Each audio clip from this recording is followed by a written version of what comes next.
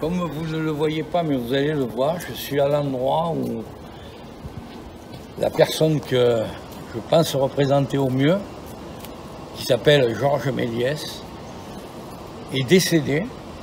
Et je suis venu faire quelques petites photos pour que vous voyez l'emplacement magnifique où les gens de cinéma, de comédie, de théâtre, les artistes, sont venus se reposer sur la fin de leur vie et où malheureusement est décédé Georges.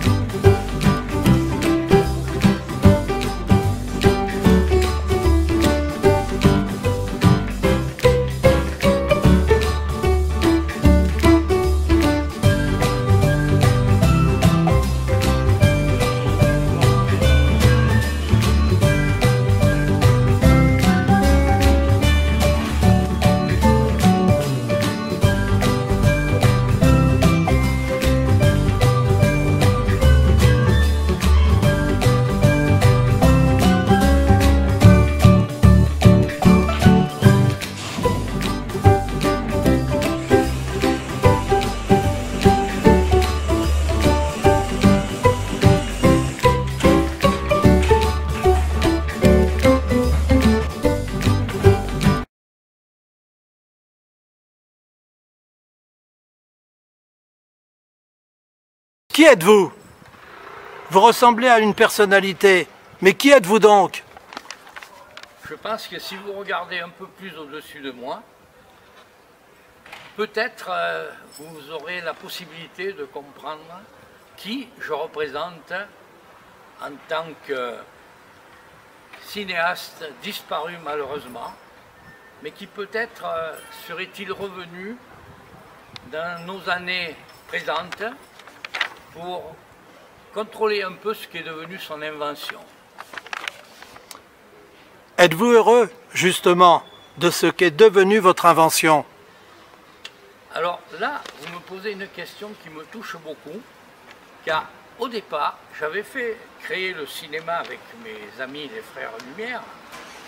Nous l'avions créé pour aider un petit peu les gens à vivre, à voir une autre façon de se parler, de pouvoir correspondre avec ces moyens modernes, qui à l'époque étaient modernes bien sûr, maintenant dépassés depuis longtemps, mais c'était une chose auquel nous tenions beaucoup, c'est-à-dire amener la culture. C'est grâce à vous que les effets spéciaux existent aujourd'hui. Certains vous diront oui, d'autres peut-être auront des difficultés à l'admettre, mais oui, car en tant que magicien, je me suis intéressé dès le début à tous ces effets spéciaux qui font que... Mais je vous expliquerai ça peut-être une autre fois, vous l'avez déjà lu. En conclusion, avez-vous d'autres choses à nous dire? Je prendrai le temps de vous répondre. Oui, j'ai des choses à vous dire. La première, je me suis déplacé dans des petits cinémas de quartier, dans des villes de province, où peut-être mon nom a fait tache d'huile, comme Lavelanet, comme Chalabre, où mes parents avaient un atelier de fabrication de chaussures. Ensuite de quoi, je suis allé sur Paris, où le musée Méliès, ou à Montreuil, où je dois retourner d'ailleurs, il était fermé au moment où j'y suis passé. Donc oui, j'aurais beaucoup de choses à dire. Mais la première, ce serait quand même Cannes. J'ai voulu voir ce qui était devenu Cannes. Alors, certains vous diront foire d'empoigne. Moi, je dirais simplement gros supermarché. Gros supermarché. Et ce qui est dommage, parce que des jeunes qui veulent faire des films n'ont pas les possibilités, alors que des gens qui font du business, et j'emploierai le mot business, qui n'existait peut-être pas à mon époque, mais ce business, pour moi, est devenu quelque chose de lamentable. Parce que si vous n'avez pas d'argent, vous ne pouvez rien faire. Et j'ai passé une quinzaine de jours à Cannes en essayant d'avoir des rapports avec un peu tout le monde. Mais ça n'était pas ce que la chose primaire que j'attendais.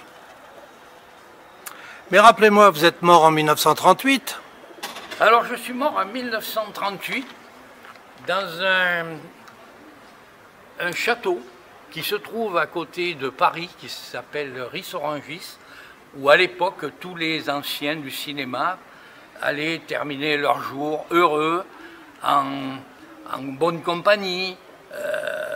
Je ne citerai pas les noms, vous le verrez sur Internet, mais beaucoup de gens sont passés par le château Dranem, qui a été créé par un ancien cinéaste. C'est ce que nous avons présenté dans ce documentaire.